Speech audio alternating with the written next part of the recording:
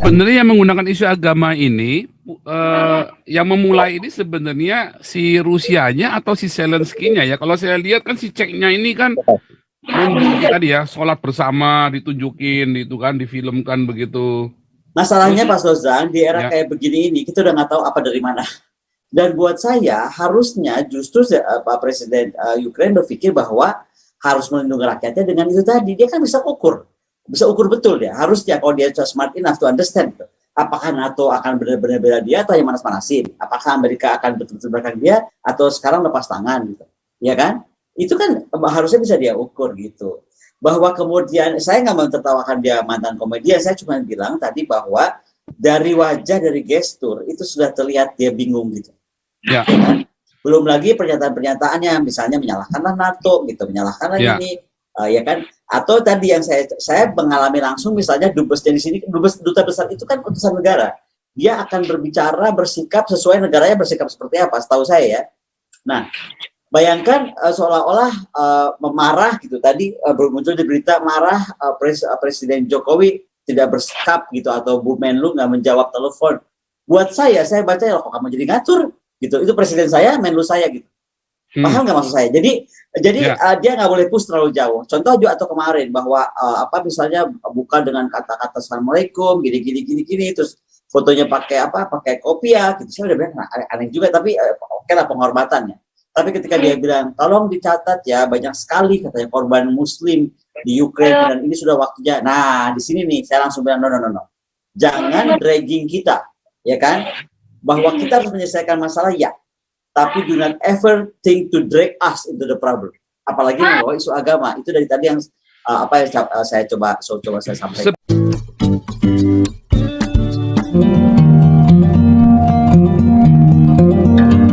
Ini bersambung dari diskusi yang kemarin. Bingung ini. Silakan Pak Robert. Shalom Pak Paul dan terima kasih. Selamat malam Ibu Koni. Selamat malam Pak Robert. Ya, sudah lama ingin berdiskusi dengan Ibu Koni tapi nggak ada kesempatan ya. Baiklah, pada malam hari ini begini Ibu Koni ya, mungkin kita beda pandangan dan pendapat. Nggak apa-apa Pak. Ya, karena begini kita melihat bahwa soal aneksasi itu sebenarnya tidak dilakukan oleh Putin, tetapi tujuannya untuk invasi karena dia menyiapkan juga puppet untuk pengganti si Zelensky. Jadi dalam hal ini tujuannya invasi. Amerika banget ini, Amerika banget. Ya, jadi begini. Kesalahan di sini sebenarnya dari Amerika sendiri. Ya, kalau kita menarik dari sejarah ini adalah ya kita juga mesti objektif. Bukan karena kita berada di Amerika, tapi kita harus secara objektif. Karena memang standar kekuatan dunia adikuasa adalah masih Amerika lah, baik dalam militer, ekonomi, dan juga dalam peran-peran dunia. Hanya kebetulan Amerika dalam pemerintahan Biden sangat lemah. Dan ini suatu indikasi pada waktu Biden menarik pasukan dari Afghanistan tanpa syarat, bahkan memalukan. Di mana sebenarnya kan deadline-nya tanggal 26 Agustus, tetapi 2 minggu sebelum itu digertak oleh Taliban.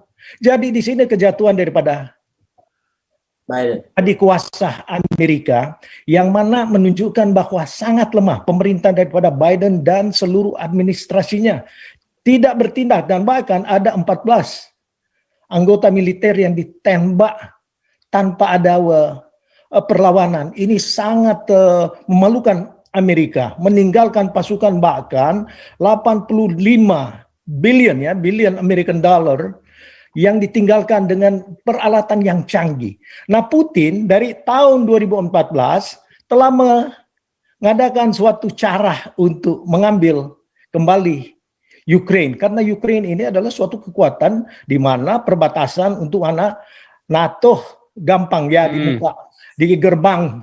Itu buffer saat kemarin itu Pak. Jadi buffer, maunya kan jadi buffer aja toh. Iya, betul. Nah, dari hal ini Putin tidak bodoh. The most wealthiest person in the world, the leader, udah Putin. Dia punya aset sekitar 200 billion US dollar karena pengambilannya ya. Memang kita harus baca juga sejarah dari Putin Bu Koni ya, dia dulu nggak ada pekerjaan. Lalu dengan adanya pembagian federasi ini, dia melamar menjadi salah satu anggota dari wali kota di Saint Petersburg, dan dia betul mencapai itu sampai puncaknya. Akhirnya dia masuk ke Moskow, ya Kremlin di Moskow. Jadi sebenarnya kita lihat bahwa memang dia haus kekuasaan dan dia berani menggertak, sama dengan sistemnya si Khrushchev tahun 62. Jadi Khrushchev menggertak Kennedy. Nah, masalahnya di sini, Kennedy pada waktu itu tidak bisa digertak seperti saat ini. Memang lemah sekali keadaan Amerika. Sehingga dia mengambil suatu momentum ini untuk menginvasi.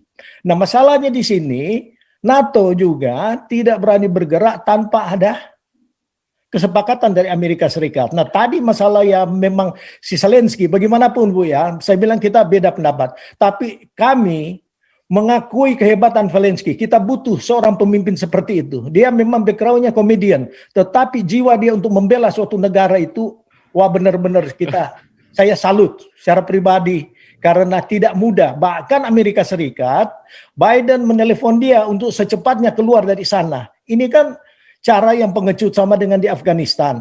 Tetapi dia bertahan untuk membela rakyatnya. Jadi siapnya dia untuk negaranya. Jadi patut dicontoh oleh pemimpin-pemimpin dunia. Jadi jangan melihat status of symbol atau background daripada seorang politician.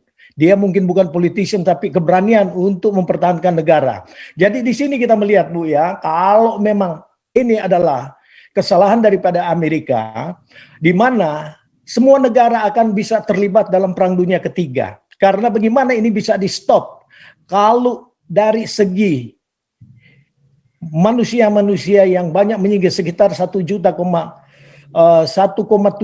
juta yang berada di sekitar Poland dan negara-negara bagian Eropa lainnya.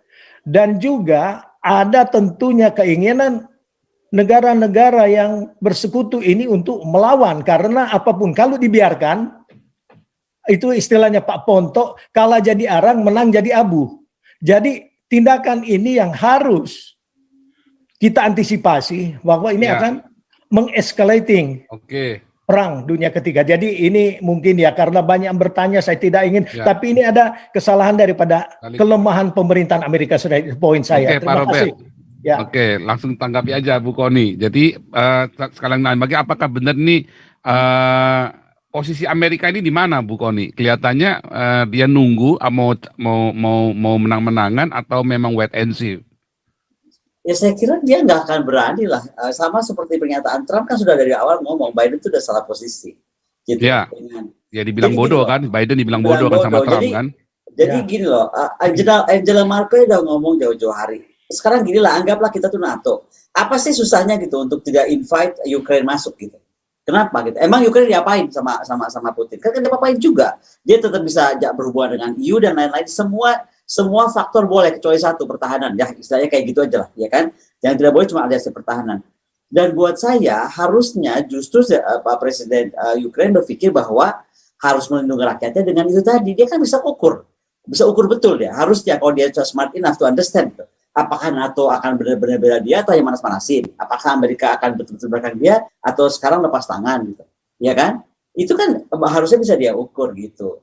Bahwa kemudian saya nggak mau tertawakan dia mantan komedian, saya cuma bilang tadi bahwa dari wajah, dari gestur itu sudah terlihat dia bingung gitu. Ya.